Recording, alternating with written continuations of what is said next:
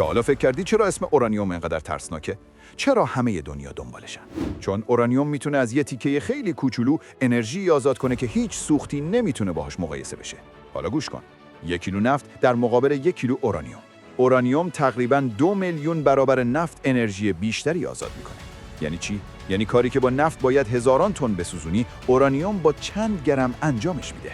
اما کدومشون بهتره؟ نفت آلودگی میاره، دود داره، اما قابل کنترله. اورانیوم انرژی تمیز میده، اما اگه از کنترل خارج بشه، یه فاجعه واقعی میسازه. اگه قرار باشه آینده انرژی دنیا دست یکی از این دوتا باشه، کدوم رو انتخاب میکنی؟ نفت یا اورانیوم؟ کامنت کن.